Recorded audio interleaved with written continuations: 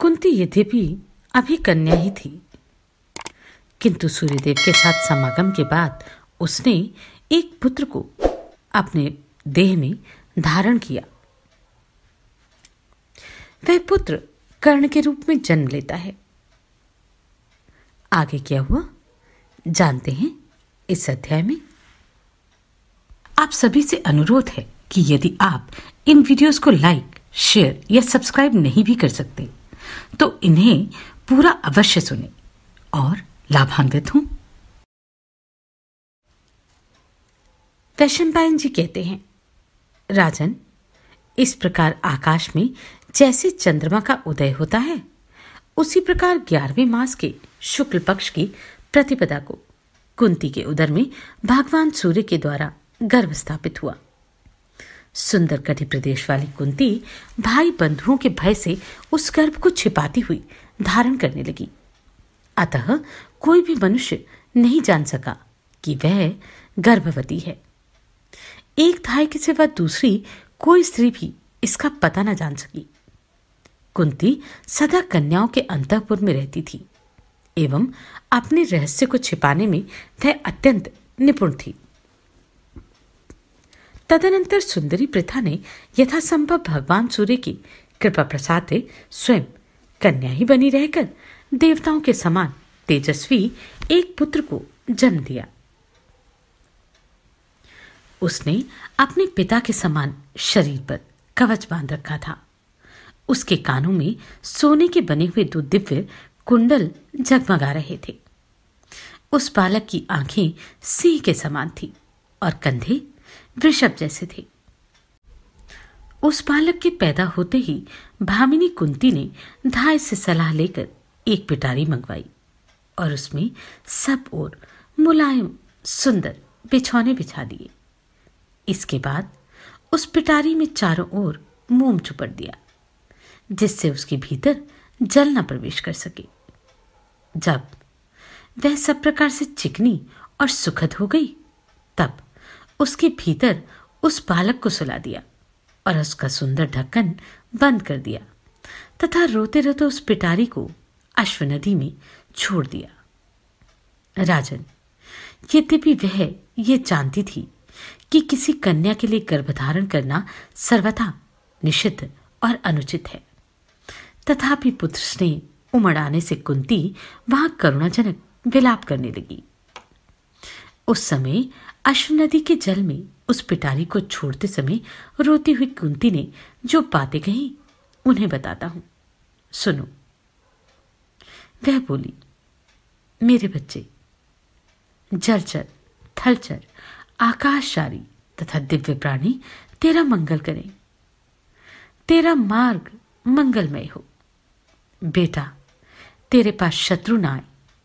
जो आए उसके मन में तेरे प्रति द्रोह की भावना न रहे। जल में उसके स्वामी राजा वरुण तेरी रक्षा करें। अंतरिक्ष में वहां रहने के वाले स्वर्गगामी वायुदेव तेरी रक्षा करें। पुत्र, जिन्होंने दिव्य रीति से तुझे मेरे गर्भ में स्थापित किया है, वे तपने वालों में श्रेष्ठ तेरे पिता भगवान सूर्य सर्वत्र तेरा पालन करे। आदित्य, वसु, रुद्र, साध्य, विश्वदेव, इंद्र सहित मरुदगण, दिक्पालों सहित दिशाएं एवं समस्त देवता सभी सम विषम स्थानों में तेरी रक्षा करें। यदि देश विदेश में भी तू जीवित रहेगा तो मैं इन कवच कुंडल आदि चिन्हों से उपलक्षित होने पर तुझे पहचान लूंगी। बेटा, तेरे पिता भगवान भुवन भास्कर धन्य हैं, जो अपनी दिव्य दृष्टि से नदी की धारा में स्थित हुए तुझको देखेंगे। देवपुत्र, वह रमणी धन्य है जो तुझे अपना पुत्र बनाकर पालेगी। तू भूख प्यास लगने पर जिसके स्तनों का दूध पिएगा, उस भाग्यशालिनी नारी ने कौन से ऐसा शुभ स्वप्न देखा होगा जो सूर्य के समान तेजस्वी दिव्य कवच से युक्त, दिव्य कुंडल भूषित, कमल दल के समान विशाल नेत्र वाले, लाल कमल दल के सदृश गौर कांति वाले, सुंदर ललाट और मनोहर केश समूह से विभूषित तू जैसे दिव्य बालक को अपना पुत्र बनाएगी। वत्स, जब तू धरती पर पेट के बल सरकता फिरेगा और समझ में न आने वाली मधुर तोतली भाषा में बोलेगा, उस समय तेरे धूल धूसरित अंगों को जो लोग देखेंगे वे धन्य हैं। पुत्र हिमालय के जंगल में उत्पन्न हुए केसरी सिंह के समान तुझे जो लोग देखेंगे वे धन्य हैं। राजन, इस तरह बहुत सी बातें कहकर करुण विलाप करती हुई कुंती ने उस समय अश्वनदी के जल में वह पिटारी छोड़ दी। जन्मेजय, आधी रात के समय कमल नयनी कुंती पुत्र शोक से आतुर हो उसके दर्शन की लालसा से धात्री के साथ नदी के तट पर देर तक रोती रही। बेटी को पानी में बहाकर कहीं पिताजी जग न जाए, इस भय से वह शोक से आतुर हो पुनः राजभवन में चली गई।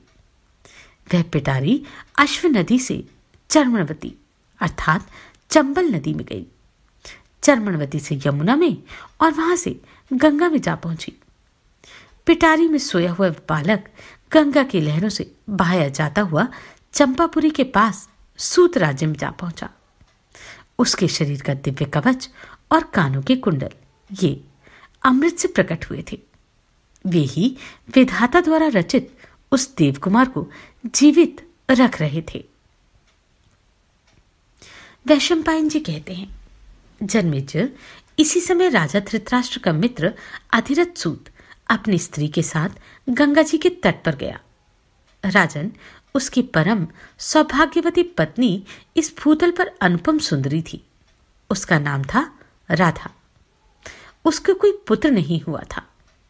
राधा पुत्र प्राप्ति के लिए विशेष यत्न करती रहती थी। देवयोग से उसी ने गंगा जी के जल में बहती हुई उस पिटारी को देखा।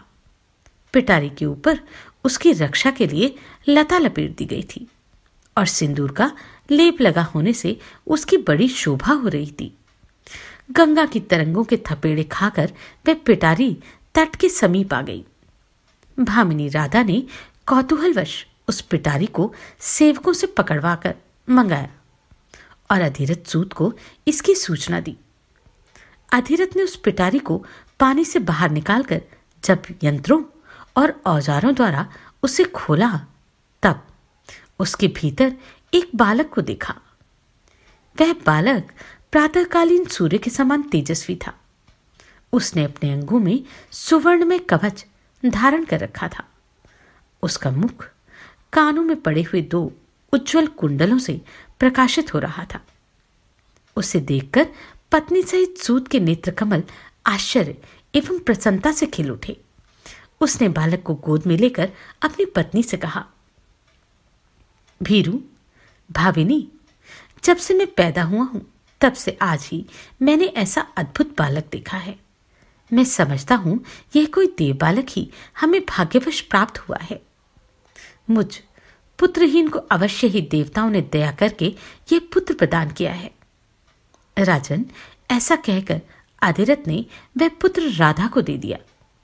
राधा ने भी कमल के भीतरी भाग के समान कांतिमान, शोभाशाली तथा दिव्य रूपधारी उस देव बालक को विधि पूर्वक ग्रहण किया।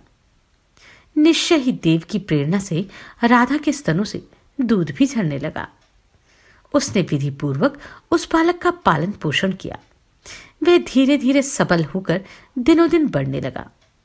तभी से उस सूत दंपत्ति के और भी अनेक औरस पुत्र उत्पन्न हुए।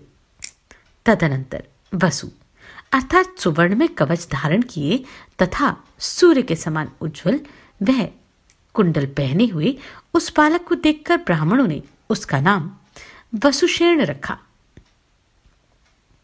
इस प्रकार वह अमित पराक्रमी एवं सामर्थ्यशाली बालक सूत पुत्र बन गया।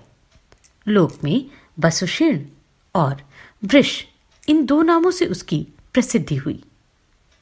अधिरथ सूत का वह पराक्रमी श्रेष्ठ पुत्र अंग प्रदेश में पालित होकर दिनों दिन बढ़ने लगा। कुंती ने गुप्तचर भेजकर मालूम कर लिया था कि मेरा दिव्य कवचधारी पुत्र अधिरथ के यहां पल रहा है। अधिरथ सूत ने अपने पुत्र को बड़ा हुआ देख उसे यथा समय हस्तिनापुर भेज दिया। वहां उसने धनुर्वेद की शिक्षा लेने के लिए आचार्य द्रोण की शिष्यता स्वीकार की। इस प्रकार पराक्रमी कर्ण की दुर्योधन के साथ मित्रता हो गई। वह द्रोणाचार्य, कृपाचार्य तथा परशुराम से चारों प्रकार की अस्त्र विद्या लेकर संसार में एक महान धनुर्धर के रूप में विख्यात हुआ। धृतराष्ट्र पुत्र दुर्योधन से मिलकर वह कुंती कुमार का अनिष्ट करने में लगा रहता और सदा महामना अर्जुन से युद्ध करने की इच्छा व्यक्त किया करता था। राजन, अर्जुन और कर्ण ने जब से एक दूसरे को देखा था तभी से कर्ण अर्जुन के साथ स्पर्धा रखता था और अर्जुन भी कर्ण के साथ बड़ी स्पर्धा रखते थे। महाराज, निसंदेह सूर्य का यही वह गुप्त रहस्य है कि कुंती के गर्भ से सूर्य द्वारा उत्पन्न कर्ण सूतकुल में पला था। उसे दिव्य कुंडल और कवच से संयुक्त देख युद्ध में अवध्य जानकर राजा युधिष्ठिर सदा संतप्त रहते थे। राजेंद्र, जब कर्ण दोपहर के समय जल में खड़ा हो हाथ जोड़कर अंशुमाली भगवान दिवाकर की स्तुति करता था, उस समय बहुत से ब्राह्मण धन के लिए उसके पास आते थे। इस अवसर पर उसके पास कोई ऐसी वस्तु नहीं थी जो ब्राह्मणों के लिए अदेय हो। इंद्र भी उसी समय ब्राह्मण बनकर वहां उपस्थित हुए और बोले, मुझे भिक्षा दो। यह सुनकर राधानंदन कर्ण ने उत्तर दिया, विप्रवर, आपका स्वागत है। वैशंपायन जी कहते हैं, जन्मेजय देवराज को ब्राह्मण के छद्मवेश में छिप कर आए देख कर्ण ने कहा, ब्राह्मण, आपका स्वागत है। परंतु कर्ण को उस समय इंद्र के मनोभाव का कुछ भी पता न चला। तब अधिरथ कुमार ने उन ब्राह्मण रूपधारी इंद्र से कहा, विप्रवर, मैं आपको क्या दूं? सोने के कंठों से विभूषित युवती स्त्रियां अथवा बहुसंख्यक गोधनों से भरे हुए अनेक ग्राम? ब्राह्मण बोले, वीरवर, तुम्हारी दी हुई सोने के कंठों से विभूषित युवती स्त्रियां तथा दूसरी आनंदवर्धक वस्तुएं मैं नहीं लेना चाहता। इन वस्तुओं को उन याचकों को दे दो जो इनकी अभिलाषा लेकर आए हों। अनग, यदि तुम सत्यव्रती हो तो ये जो तुम्हारे शरीर के साथ ही उत्पन्न हुए कवच और कुंडल हैं, इन्हें काटकर मुझे दे दो। परंतप तुम्हारा दिया हुआ यही दान मैं शीघ्रतापूर्वक लेना चाहता हूं। यही मेरे लिए संपूर्ण लाभों में सबसे बढ़कर लाभ है।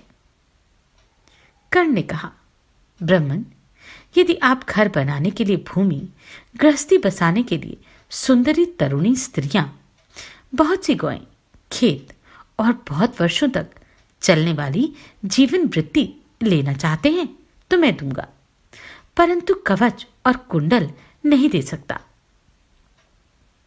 वैशंपायन जी कहते हैं, भरत श्रेष्ठ, इस प्रकार बहुत सी बातें कहकर कर्ण के प्रार्थना करने पर भी उन ब्राह्मण देव ने दूसरा कोई वर नहीं मांगा। कर्ण ने उन्हें यथाशक्ति बहुत समझाया एवं विधिपूर्वक उनका पूजन किया।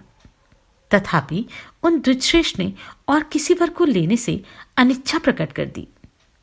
राजन, जब उन द्विजश्रेष्ठ ने कर्ण के सहज कवच और कुंडल के सिवा दूसरी कोई वस्तु नहीं मांगी, तब राधानंदन कर्ण ने उनसे हंसते हुए कहा, विप्रवर, कवच तो मेरे शरीर के साथ उत्पन्न हुआ है और दोनों कुंडल भी अमृत से प्रकट हुए हैं।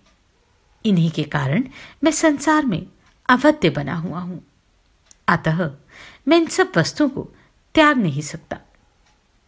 ब्राह्मण प्रवर, आप मुझसे समूची पृथ्वी का कल्याणमय, अकंटक, विशाल एवं उत्तम साम्राज्य ले लें। द्विजश्रेष्ठ, इस सहज कवच और दोनों कुंडलों से वंचित हो जाने पर मैं शत्रुओं का वध्य हो जाऊंगा, अतः इन्हें न मांगिए।